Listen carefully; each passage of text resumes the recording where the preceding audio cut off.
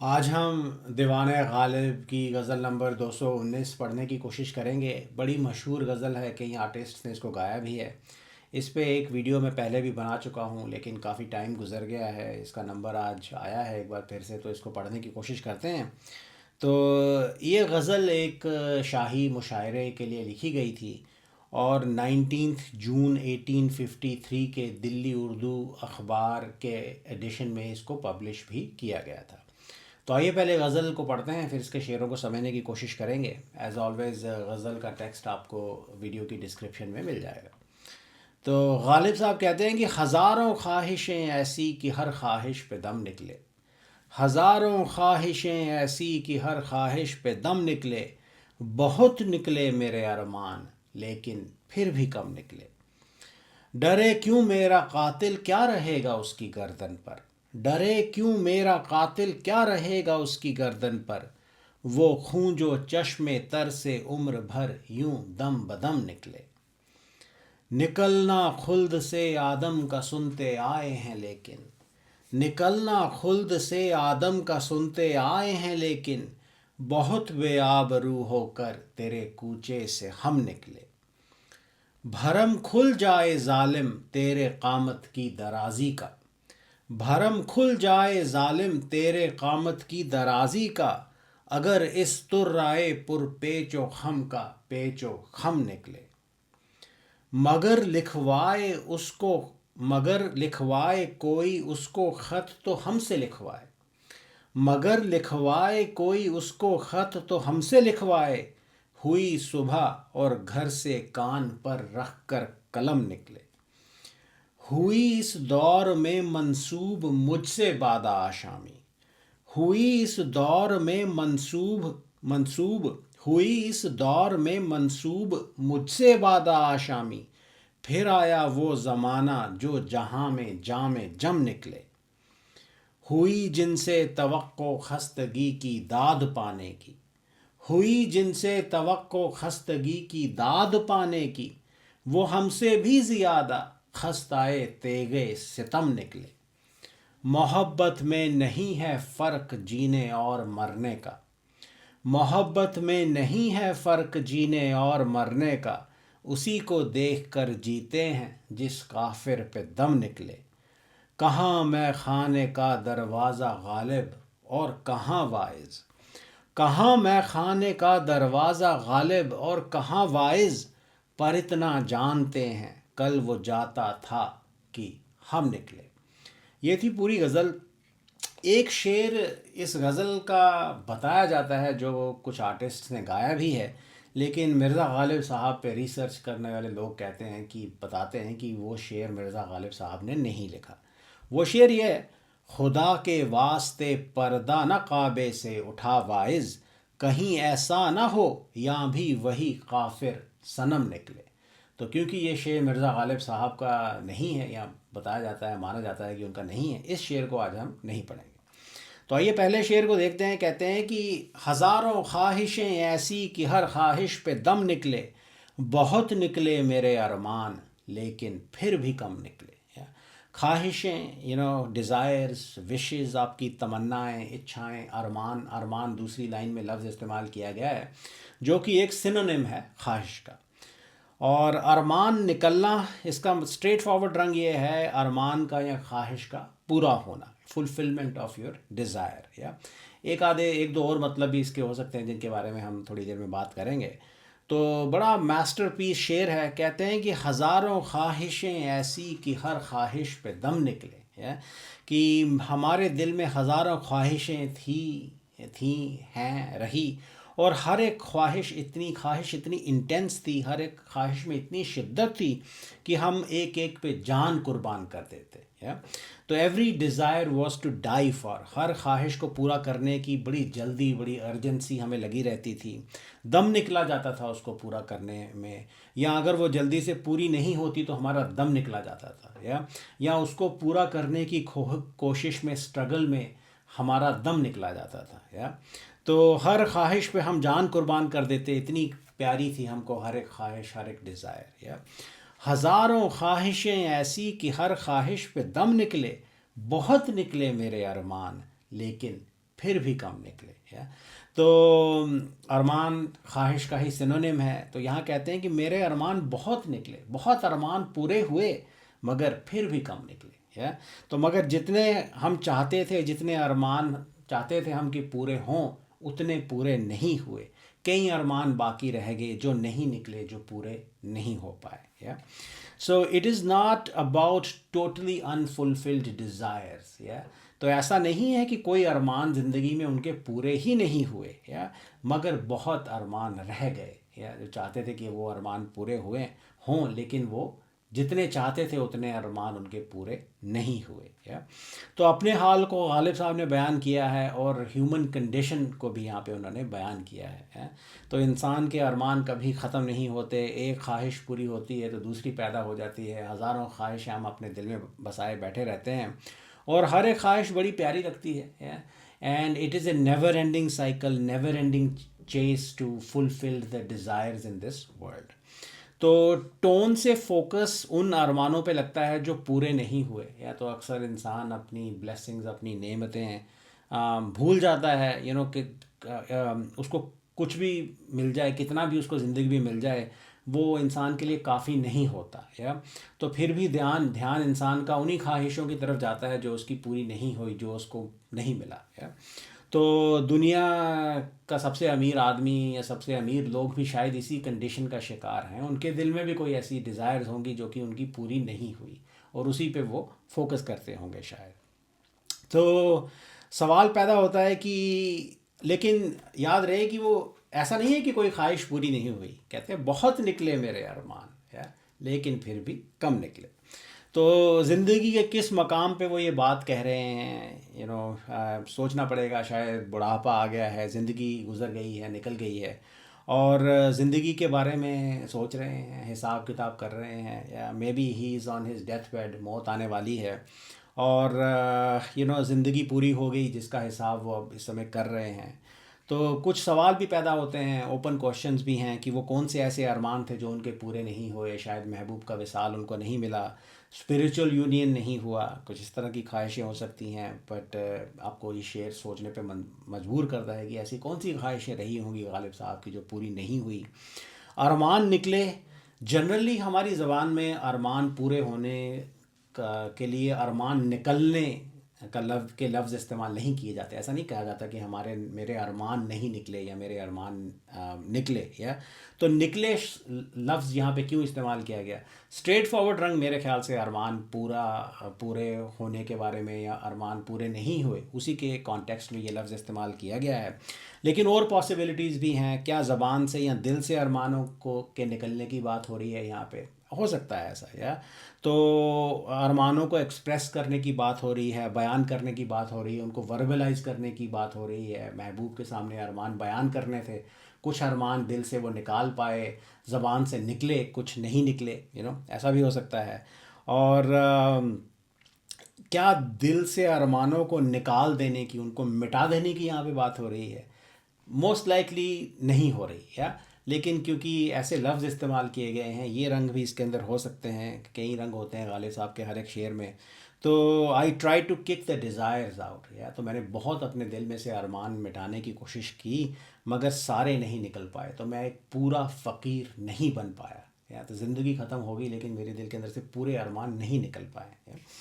तो now coming back to the unfulfilled desires, हमारे वहाँ की स्पिरिचुअल ट्रेडिशंस, फ़िलासफ़ीज़ में कहा जाता है कि जो आपकी इच्छाएं हैं, जो आपकी ख्वाहिशें हैं, वो आपकी दुख का कारण बनती हैं। तो अब अगर तमन्ना ना पूरा होने का यहाँ पे दुख है, तो फिर उसका सल्यूशन क्या है? क्या रिनंसिएशन, फ़कीरी की स्टेट जो है, चाहतों को त्याग देना, इसका हल है। से आपका दुख मिट सकता है। अनफुलफिल्ड डिज़ायर्स का कबीर साहब का एक दोहा मेरे ध्यान में आया। वो कहते हैं कि चाह गई चिंता मिटी मनुआ बेपरवाह, जिसको कछु ना चाहिए वे साहन के सा। कि शहनशाह वो नहीं है जिसके पास बहुत कुछ है, शहनशाह वो इंसान है जिसको चाहिए कुछ नहीं। He is so content, he is so fulfilled. या तो इस तरह का रिनंसिएशन का एक रंग भी इसके अंदर हो सकता है। लेकिन स्ट्रेट फॉरवर्ड रंग ये है कि हज़ारों ख्वाहिशें दिल में थी, हर एक ख्वाहिश पे हम जान कुर्बान करते थे, बहुत ख्वाहिशें पूरी हुई, लेकिन फिर भी वो कम थी। या तो उन अनफुलफिल्ड डिज़ायर्स के ऊपर फोकस है। यही ह्यूमन काइंड की, मैन काइंड की, हर एक इंसान की यही कंडीशन है जिसके ऊपर मिर्ज़ा गालिब साहब ने यहाँ पे कमेंट किया है। तो कहते हैं कि हज़ारों ख्वाहिशें ऐसी कि हर ख्वाहिश पे दम निकले, बहुत निकले मेरे अरमान लेकिन फिर भी कम निकले। डरे क्यों मेरा कातिल, क्या रहेगा उसकी गर्दन पर। डरे क्यों मेरा कातिल, क्या रहेगा उसकी गर्दन पर। वो खून जो चश्मे तर से उम्र भर यूं दम बदम निकले। गर्दन पे खून रहने का मतलब है कि आप पे खून का इल्ज़ाम आ गया है। या तो खून, आपने किसी का कत्ल किया, खून के छींटे आप के ऊपर पड़ गए, आपके ऊपर रह गए, आपकी गर्दन पे रह गए, ये भी हो सकता है। और उसकी वजह से आपके ऊपर खून का इल्ज़ाम आ गया, सो इफ़ेक्टिवली खून, गर्दन पे खून रहने का मतलब है you are going to be blamed for somebody's murder. या तो एविडेंस मिल गया क्योंकि आपकी गर्दन पे या आपके ऊपर खून के जो विक्टिम है, जिसका कत्ल किया गया है, उसके खून के छींटे आपके शरीर पे मिल गए। और चश्मे तर का मतलब है भीगी हुई आंखें, वेट आइज, जैसे कि कोई रोया हो। दम बदम, breath by breath, movement by movement, हर एक दम, हर एक सांस के साथ। तो आशिक का कत्ल होने वाला है, कातिल महबूब है। महबूब is the most likely candidate, कोई और भी हो सकता है। किसी वजह से महबूब आशिक का कत्ल करने से हिचकिचा रहा है। आशिक उसको, महबूब को लगता है कि कहीं मेरे ऊपर आशिक के खून की छींटे ना पड़ जाएं और मेरे ऊपर आशिक के कत्ल का इल्ज़ाम ना मेरे सर पे आ जाए। तो इस वजह से वो हिचकिचा रहा है, वो आशिक का कत्ल नहीं कर रहा। और आशिक को, मिर्ज़ा गालिब साहब को ये बात पता चल गई है कि मेरा महबूब डर रहा है मेरा कत्ल करने से। तो अब कत्ल किस हथियार से किया जा रहा है, मोस्ट लाइकली शायद किसी खंजर का इस्तेमाल महबूब कर रहा है। सिम्बॉलिकली खंजर हो सकता है, महबूब की निगाहें, महबूब की अदाएं भी आशिक का कत्ल कर देती हैं। और क्योंकि वो ऐसा असर करती हैं आशिक के ऊपर की एक निगाह महबूब ने आशिक पे डाली और आशिक वहीं पे कत्ल हो जाता है, वहीं पे ढेर हो जाता है, अपनी जान कुर्बान कर देता है। उससे महबूब की निगाह, महबूब की अदाएं, उसके खूबसूरत चेहरे की तजल्ली सहन ही नहीं होती है। बट लेट्स अज्यूम कि महबूब खंजर से यहाँ पे कत्ल करने वाला है आशिक का। तो इंटरेस्टिंग पॉइंट ये है कि आशिक उसको तसल्ली दे रहा है, रीअश्योर कर रहा है। जिसका कत्ल होने वाला है वो कातिल को तसल्ली देने की कोशिश कर रहा है कि तेरे ऊपर कत्ल का इल्ज़ाम नहीं आएगा, तू डर मत। या क्यों? आशिक चाहता है कि उसको महबूब के हाथों मौत नसीब हो, वो महबूब के हाथों कत्ल होना चाहता है। ये एक सबसे ऊंची, सबसे बड़ी मौत है जो आशिक को नसीब हो सकती है। तो वो चाहता है कि महबूब उसका कत्ल कर दे। तो कहते हैं कि डरे क्यों मेरा कातिल, क्या रहेगा उसकी गर्दन पर। कि मेरे कातिल क्यों डरे, मेरा कत्ल करने से वो क्यों डरे। उसकी गर्दन पे क्या रहेगा, या उसकी गर्दन पे कुछ नहीं रहेगा। कोई खून के निशान, खून की छींटें, खून का इल्ज़ाम उसकी गर्दन पे नहीं आएगा। या और खून के छींटे नहीं पड़ेंगे। डरे क्यों मेरा कातिल, क्या रहेगा उसकी गर्दन पर। वो खून जो चश्मे तर से उम्र भर यूं दम बदम निकले। कि वो खून जो मेरी भीगी आंखों से सारी उम्र एक एक दम के साथ निकलता रहा। तो स्टेटमेंट हो सकती है कि वो खून नहीं रहेगा महबूब की गर्दन पे या कातिल की गर्दन पे। तो क्यों रहेगा? वो सारी ज़िंदगी, कहता है कि आशिक कहता है कि मेरी आंखें भीगी रही, मैं खून के आंसू रोता रहा। मैं इश्क में इतना दुख दर्द मैंने सहा और इतनी शिद्दत से मैं रोता था कि पानी के आंसू नहीं निकलते थे, खून के आंसू निकलते थे मेरी आंखों से। तो खून का एक एक कतरा जो मेरे जिस्म में था, जो मेरे दिल में था, जो मेरे जिगर में था, वो मेरे आंसुओं के साथ बह के निकल गया है। मैंने खून के आंसू रोए हैं, एक एक खून का कतरा सारी ज़िंदगी एक एक दम के साथ मेरे शरीर से बहता रहा। तो वो सारा खून तो मेरे शरीर से ऑलरेडी बह चुका है या बह रहा है। और क्योंकि सारी उम्र मैं खून के आंसू रोता रहा, तो एक एक शरीर के खून का कतरा मेरे आंसुओं के साथ बह चुका है। जब तक महबूब कत्ल करेगा सारा खून बह चुका होगा। तो उसकी गर्दन पे खून नहीं आएगा, खून के छींटे नहीं पड़ेंगे, खून का इल्ज़ाम नहीं आएगा। तो कह रहे हैं मैं पहले ही मर चुका हूँगा या मरने वाला हूँगा, तो तू डर मत, मेरा कातिल अपने कातिल को कह रहे हैं कि मेरे कातिल को डरना नहीं चाहिए, या तो अब देखें टोन देखें, वो डायरेक्टली कातिल को या महबूब से बात नहीं कर रहे, इनडायरेक्टली कर रहे हैं। कहते हैं डरे क्यों मेरा कातिल, या तो ऐसा क्यों। शायद महबूब को वो आइडेंटिफाई नहीं करना चाहते। अगर आइडेंटिफाई कर देंगे तो फिर बदनामी हो सकती है महबूब की दुनिया में, या तो उसकी रुसवाई वो नहीं करना चाहते। तो बता दिया तो शायद कत्ल का इल्ज़ाम भी उस महबूब पे आ जाएगा, तो वो महबूब को शील्ड कर रहे हैं, प्रोटेक्ट कर रहे हैं, और इस वजह से उसकी आइडेंटिटी रिवील नहीं करना चाहते। इस वजह से कह रहे हैं, इनडायरेक्टली कह रहे हैं कि डरे क्यों मेरा कातिल, या ये नहीं कह रहे कि तू क्यों डरता है, डरे क्यों मेरा कातिल, तो इनडायरेक्ट रेफरेंस है। और दूसरा ये कि सारा ज़माना ही उस खूबसूरत महबूब का आशिक है, या तो अगर उसकी पहचान कर दी तो फिर सारे आशिक आ जाएंगे उसके हाथों कत्ल होने के लिए। और ये बात मिर्ज़ा गालिब साहब को मंजूर नहीं। वो चाहते हैं, एक्सक्लूसिव राइट चाहते हैं कि मेरा महबूब मेरा ही कत्ल करे। ये रंग भी हो सकता है। और अपनी दर्दनाक ज़िंदगी को भी ऑब्वियसली उन्होंने दर्शाया है कि कैसे सारी ज़िंदगी में इतने दुख सहता रहा कि खून के आंसू मैं रोता रहा, और खून का एक एक कतरा आंसू बन के मेरी आंखों से बह चुका है, या तो दिल से जिगर से खून ख़त्म हो चुका है। मौत तो वैसे ही आने वाली थी, तो महबूब के हाथों क्यों ना आए। It will be such an honourable death for me. Wishful thinking भी हो सकती है, या तो महबूब कत्ल जानबूझ के नहीं कर रहा, या तो आशिक को अटेंशन वो देना नहीं चाहता। कत्ल करने के लिए तो आशिक को अटेंशन देनी पड़ेगी, एक्नॉलेज करना पड़ेगा कि कोई आशिक भी है, लेकिन जालिम महबूब है वो ये भी नहीं करता, या तो निगाहों का तीर, अदाओं का खंजर भी वो आशिक के ऊपर नहीं चलाता। तो आशिक अपने ख्वाबों ख्यालों में सोच रहा है कि शायद महबूब डर की वजह से मेरा कत्ल नहीं कर रहा।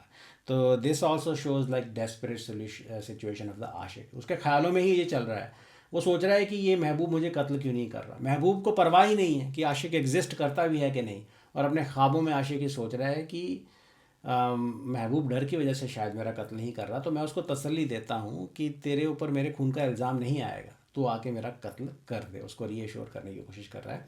ये रंग भी इसके अंदर हो सकता है। ओवरऑल देखें ज़िंदगी कैसे बीती, खून के आंसू दुख में आशिक ने कैसे ज़िंदगी भर रोए हैं। हर एक दम के साथ खून का एक एक कतरा उसके शरीर से बहता रहा, उसकी आंखों से बहता रहा, और इस कदर उसकी ज़िंदगी दर्दनाक गुजरी है।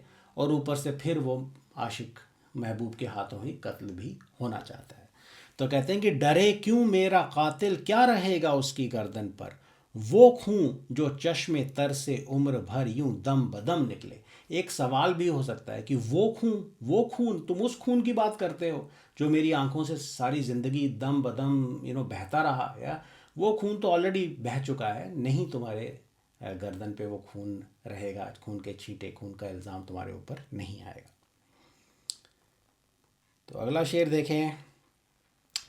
कहते हैं कि निकलना खुल्द से आदम का सुनते आए हैं, लेकिन बहुत बेआबरू होकर तेरे कूचे से हम निकले। खुल्द कहते हैं जन्नत को, पैराडाइज को। बेआबरू का मतलब है बेइज्जत, डिस्ग्रेस्ड। कूचा गली को कहते हैं, स्ट्रीट को कहते हैं। तो जो इस्लामिक और बिब्लिकल ट्रेडिशंस में एडम और ईव के किस्से का जिक्र आता है, तो एडम या आदम is considered the first human being. Eve को हवा भी कहा जाता है इस्लामिक ट्रेडिशन में।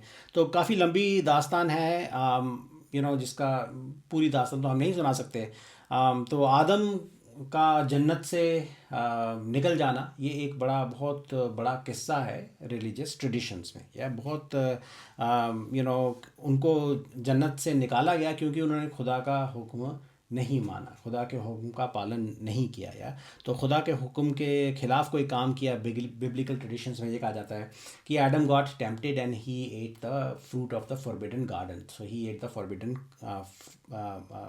Fruit of the forbidden tree. या तो खुदा ने उसको मना किया था, गॉड ने मना किया था कि नहीं खाना, लेकिन उसने हुक्म नहीं माना, तो इस वजह से उसको जन्नत से निकाल दिया गया। या और इस्लामिक ट्रेडिशंस में शायद गेहूँ खाने की या गेहूँ चुराने की बात कही जाती है। या तो because he disobeyed the divine order he was disgraced and kicked out of paradise effectively.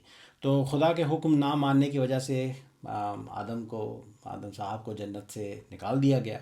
और ये एक बड़ी बेइज्जती की बात है, स्पेशली इस शेर के कॉन्टेक्स्ट में। और रिलीजियस बिलीफ सिस्टम का ये किस्सा एक बहुत बड़ा पार्ट भी है। और एडम एक बहुत बड़ी शख्सियत हैं, मगर एज़ ऑलवेज़ मिर्ज़ा गालिब साहब में इतना कॉन्फिडेंस है, इतनी ज़रूरत है कि वो बड़ी बड़ी हस्तियों से अपने आप को कंपेयर करते हैं, है? तो यहाँ वो अपने आप को, अपनी ज़िंदगी की स्टेट को आदम की ज़िंदगी से कंपेयर कर रहे हैं, है? तो किसी को किसी जगह से निकाला जाए उसकी मर्ज़ी के ख़िलाफ़, तो ये एक बड़ी बेइज्जती की बात है।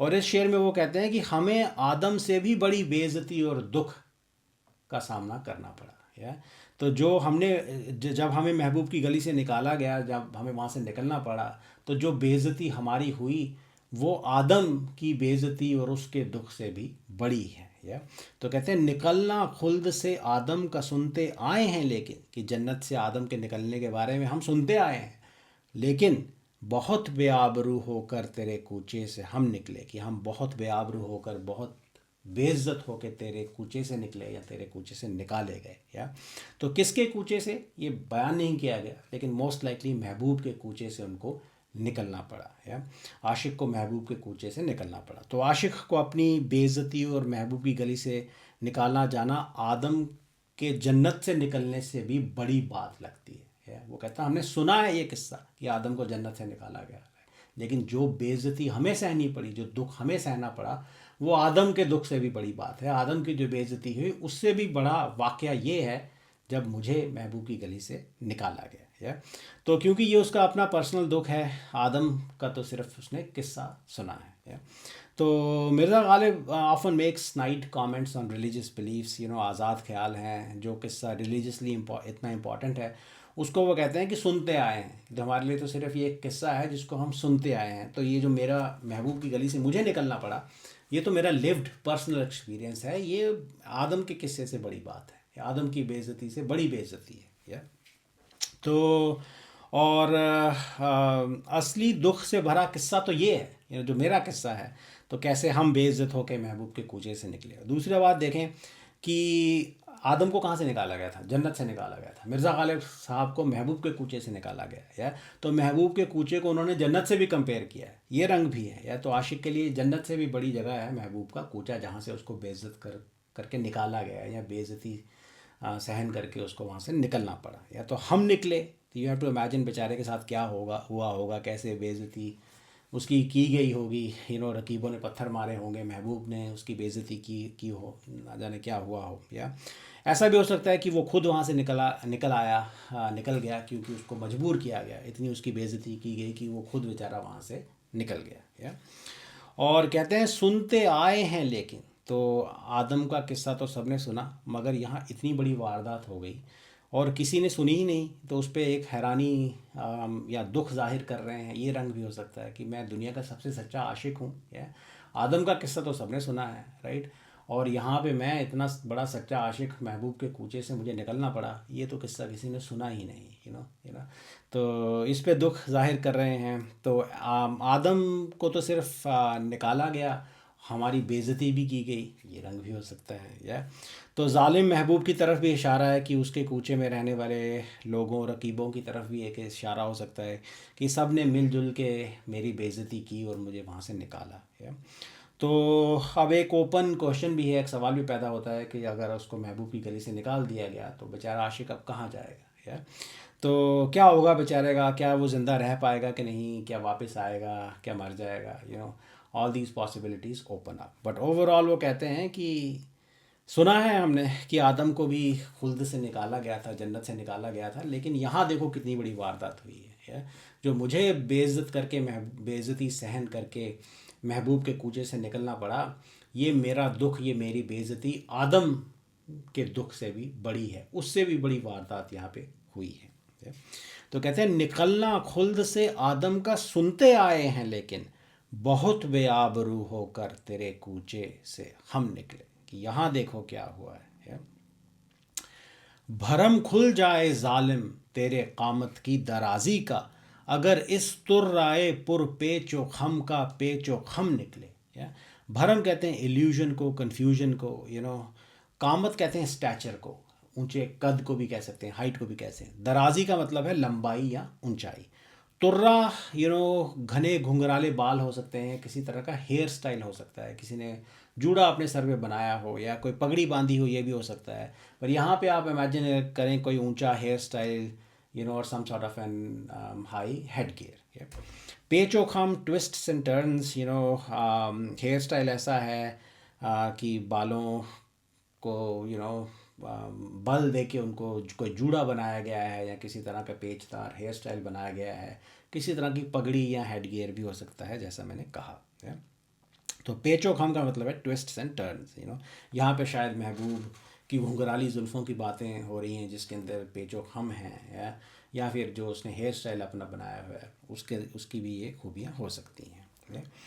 तो कहते हैं कि भरम खुल जाए जालिम तेरे कामत की दराजी का, अगर इस तुर्राए पुर पेचो खम का पेचो खम निकले।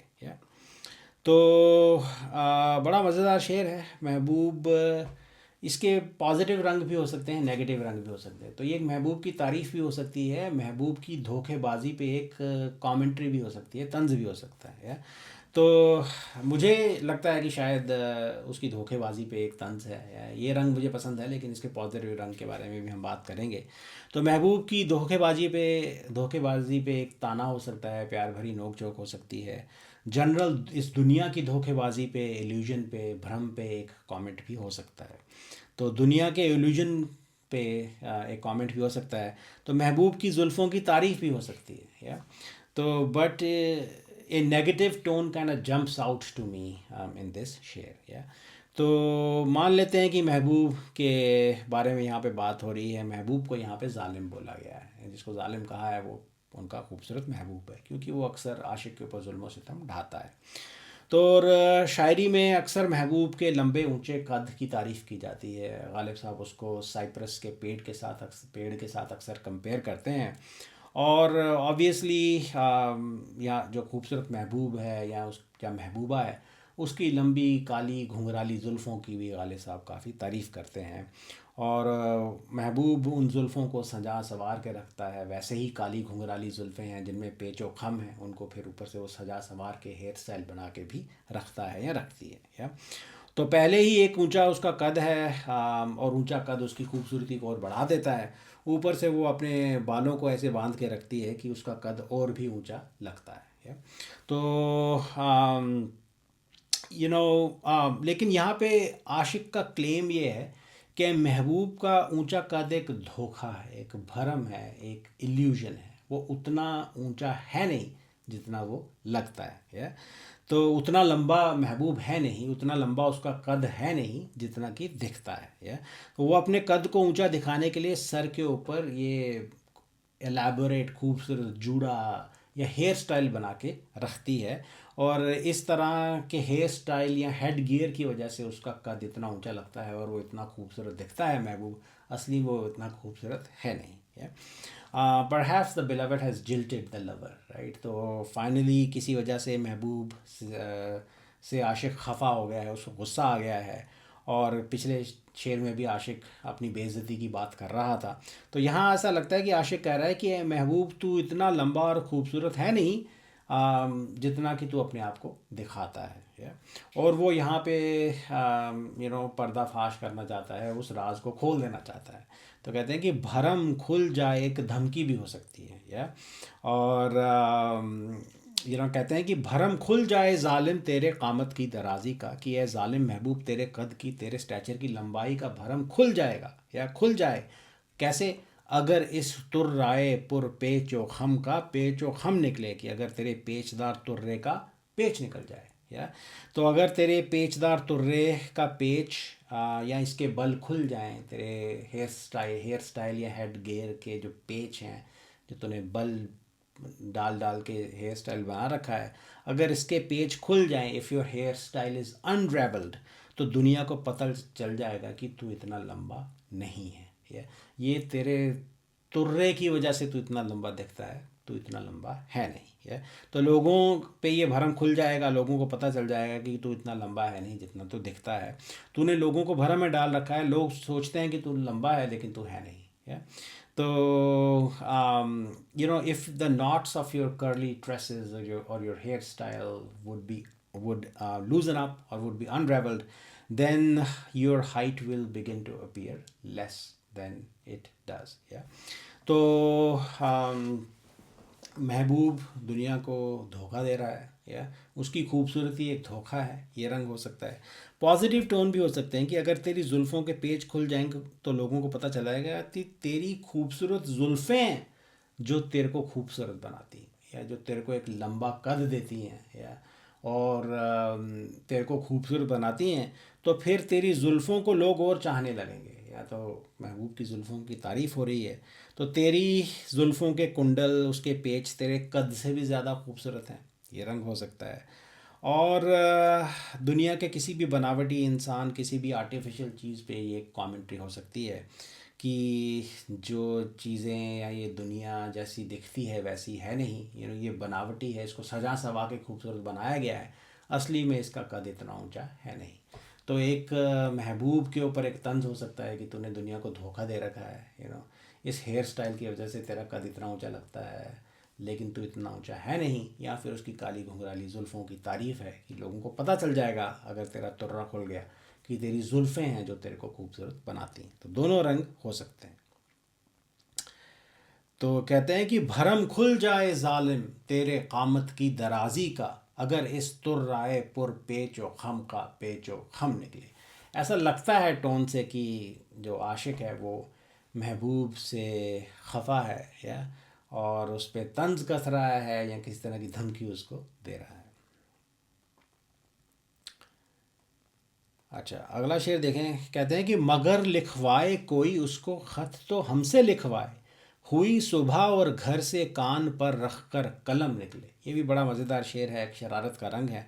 तो कहते हैं कि अगर किसी ने महबूब को ख़त लिखवाना है तो फिर वो हमसे लिखवाए, मुझसे लिखवाए। या तो हमारा तो यही काम है, और सुबह होती है और हम अपने कान पे कलम लेके शहर में निकल पड़ते हैं, गलियों गलियों घूमते हैं।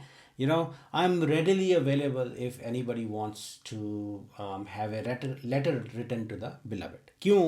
अब क्यों गालिब साहब ऐसा कह रहे हैं, या कि मेरे से ख़त लिखवाओ? या ऑब्वियसली उनकी जो ख़त लिखने की जो स्किल है, जो लिटरेरी राइटिंग जो स्किल है, वो तो ज़माने में मशहूर है। उनके जो ख़त हैं वो लिटरेचर का पार्ट हैं। तो he was a very skilful letter writer. या और यहाँ पे दो तीन रंग हो सकते हैं। कहते हैं कि हमसे बेहतर महबूब को ख़त लिखने वाला कौन है, कौन लिख सकता है।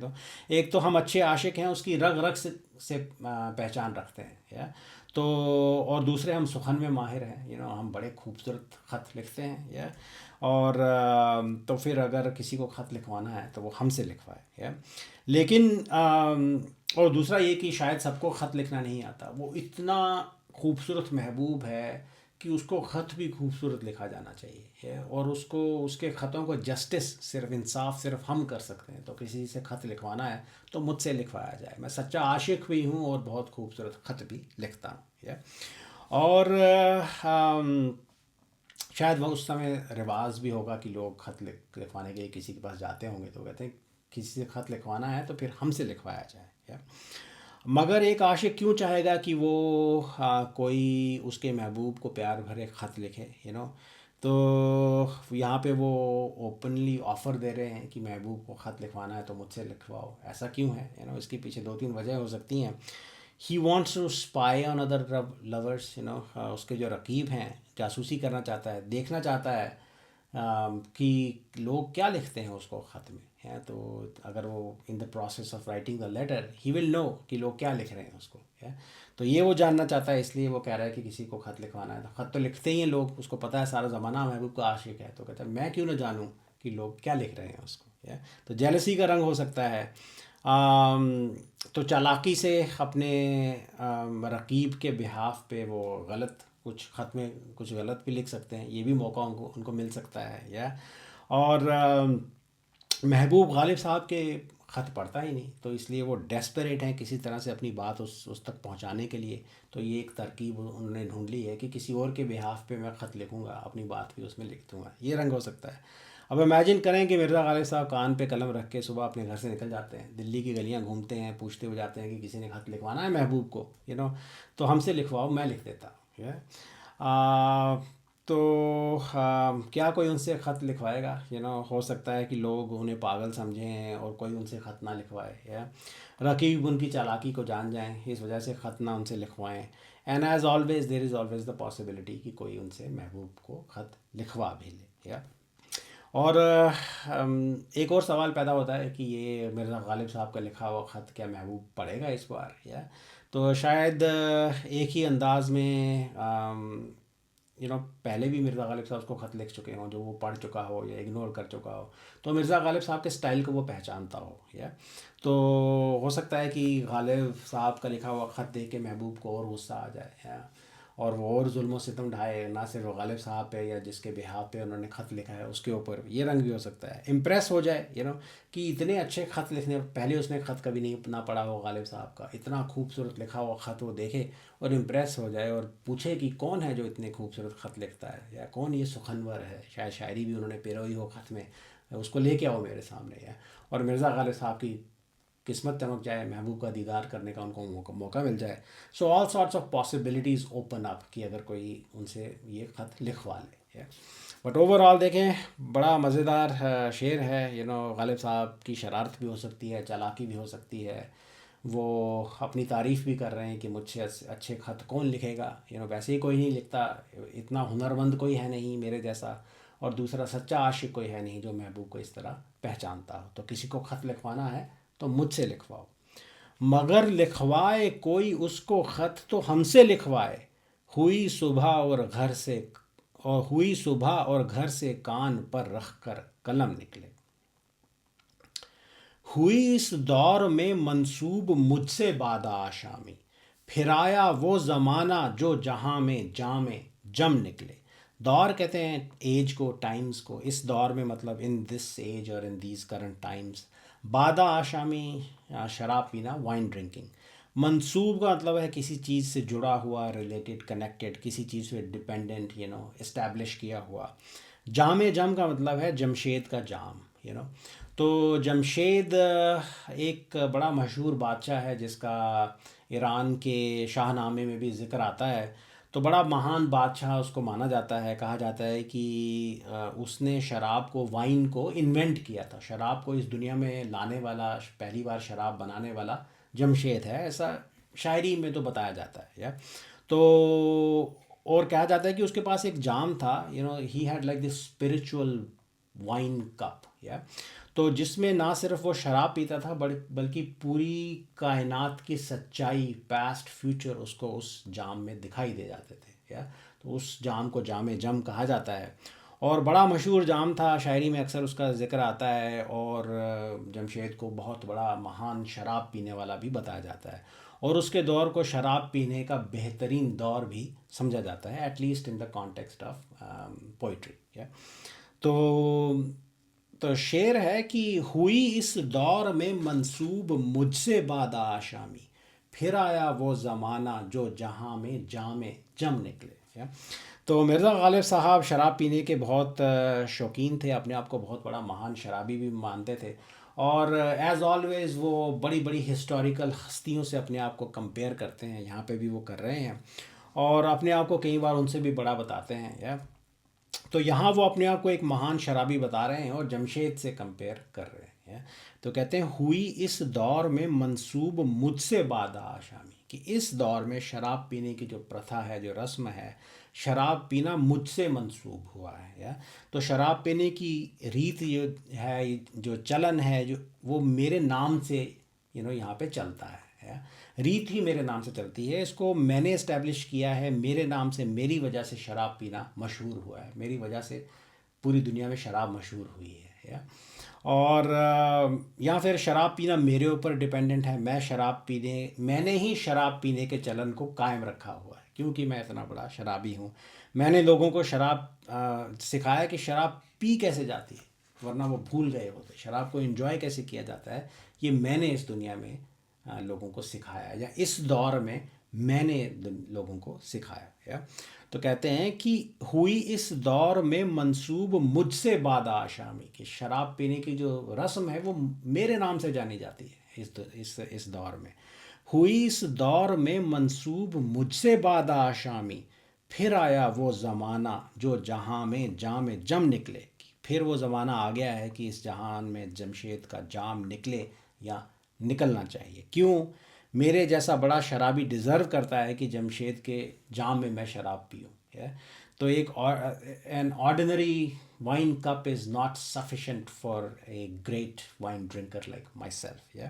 तो फिर जमशेद का जाम फिर इस दुनिया में निकलना चाहिए, आना चाहिए, ताकि मैं उसके अंदर शराब इंजॉय कर सकूँ। तो हमने शराब पीने का ज़माना फिर लाया है। So it's time, about time that Jamshed cup also reappears. कि जो जमशेद के टाइम पे जो शराब पीने का ज़माना हुआ करता था वो मैं फिर इस दुनिया में ले आया हूँ। अच्छा, तो जमशेद के जाम का फिर निकलने का ज़माना आ गया है। और इस वजह से शराब पीने का रिवाज कायम करने का ज़िम्मा मेरे ऊपर मुझे सौंपा गया है। ये रंग भी इसके अंदर हो सकता है कि वो एक तो वो कह रहे हैं कि दूसरी तरह में कहते हैं कि फिर आया वो ज़माना जो जहाँ में जाम जम निकले। है कि वो ज़माना आ गया है जबकि जमशेद का जाम एक बार फिर निकलेगा। तो शराब पीने का ज़माना आ गया है। और मुझे अपॉइंट किया गया है कि तुम शराब पीने की जो रस्म है उसको चलाओगे या उसको इस दुनिया में इस्टेब्लिश करोगे। ये रंग भी हो सकता है। अच्छा, और क्या रंग हैं? अपनी तारीफ़ है कि मैं जमशेद के जैसा बड़ा शराबी हूँ। या मेरी वजह से इस दौर में शराब पीने की प्रथा चलती है, कायम है। I am the one who keeps the practice of wine drinking alive in this world in these times. तो मेरे ऊपर ये डिपेंडेंट है पूरा शराब का कारोबार, शराब पीने का कारोबार। तो फिर अब जाम जम भी निकलना चाहिए जिसके अंदर मैं शराब पी हूँ। यहाँ पे स्पिरिचुअल रूहानी शराब भी हो सकती है। तो ये भी वो अपनी तारीफ़ कर रहे हैं, कह रहे हैं कि मुझसे बड़ा सूफ़ी कोई नहीं है। तो जमशेद के जाम में भी एक स्पिरिचुअल रंग है। तो यहाँ वो कह रहे हैं कि मुझसे बड़ा सूफ़ी इस दुनिया में और कोई नहीं है। तो अपने आप को उस एस्पेक्ट में वो जमशेद से कंपेयर कर रहे हैं। ये भी हो सकता है।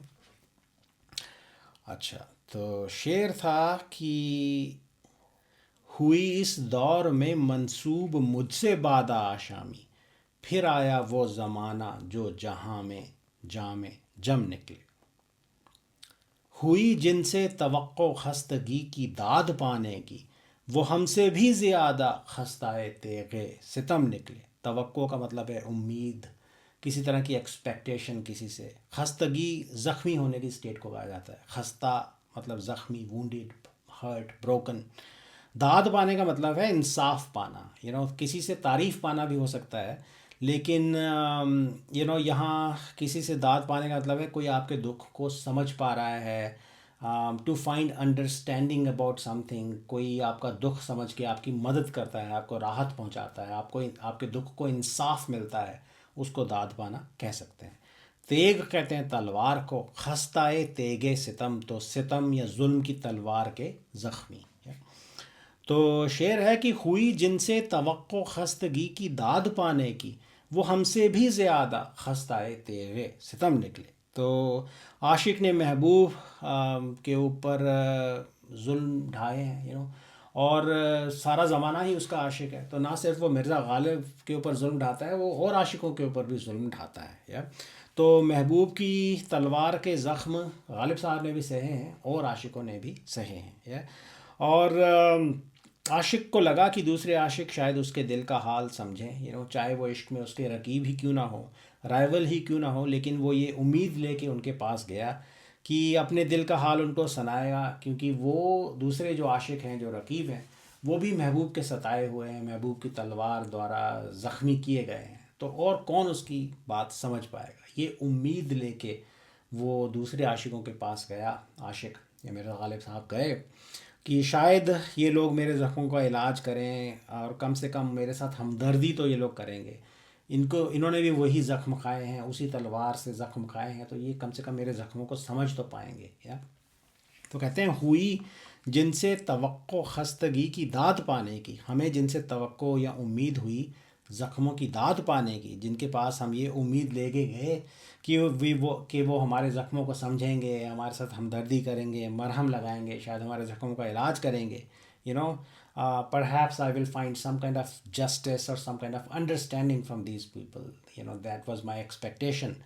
हुई जिनसे तवक्को खस्तगी की दाद पाने की, वो हमसे भी ज़्यादा खस्ताए तेगे सितम निकले। लेकिन वो बेचारे लोग हमसे भी ज़्यादा ज़ख्मी निकले, उस महबूब जालिम महबूब की तलवार के ज़ख्मी निकले, हमसे भी ज़्यादा ज़ख्मी वो निकले। तो वो बेचारे हमारे ज़ख्मों की दाद क्या देते, हमारे ज़ख्मों का इलाज क्या करते, हमारे ज़ख्मों पे मरहम क्या लगाते, हमारी मदद क्या करते हैं, वो तो हमसे भी ज़्यादा ज़ख्मी निकले। और किसके ज़ख्मी निकले, कहाँ से उनको ज़ख्म वो मिले, ज़ालिम महबूब की तलवार ने उनको ज़ख्मी किया। तो उनका तो हमसे भी बुरा हाल था, वो बेचारे हमारी मदद क्या करते। तो आशिक के अलावा जनरल ह्यूमन कंडीशन पे भी एक कमेंट्री हो सकती है। दुनिया में हमसे भी ज़्यादा ज़ख्मी दुखी लोग हैं, तो किसी के पास आप अपने ज़ख्मों को लेके क्या जाओगे, किसी से दुख आप क्या बांटोगे, सारा ज़माना ही ज़ख्मी है और शायद हमसे ज़्यादा ज़ख्मी है, हमसे ज़्यादा दुखी हैं। और यहाँ पे यू नो कुदरत ऊपर वाला भी ज़ालिम हो सकता है, तो उसके जुल्मों से सब ज़ख्मी हैं टू डिफरेंट डिग्रीज़, या और सबको अपने अपने ज़ख्म बड़े लगते हैं, तो कोई किसी एक दूसरे की मदद नहीं कर सकता जनरली। ये एक रंग भी हो सकता है। तो अगर वो लोग हमसे भी ज़्यादा ज़ख्मी थे तो क्या हम उनके लिए कुछ कर पाए, शायद नहीं है। तो क्योंकि हम भी ज़ख्मी हैं, तो कोई किसी की मदद नहीं कर सकता, हम भी नहीं कर सकते, या। और फिर पेन इज़ पर्सनल, तो सबको खुद ही अपने ज़ख्मों का इलाज ढूंढना पड़ता है, ज़ख्मों का इलाज करना पड़ता है। और कोई आपके ज़ख्मों का इलाज नहीं कर सकता, क्योंकि वो आपसे भी शायद ज़्यादा ज़ख्मी है। ये रंग भी हो सकते हैं। तो you have to find your own relief, you have to solve your own problems, ये भी हो सकता है। क्या दूसरों के ज़ख्मों को देख के गालिब साहब खुद शुक्र मनाएंगे कि मेरे ज़ख्म इनसे तो बेहतर हैं, ये तो मुझसे भी ज़्यादा ज़ख्मी हैं।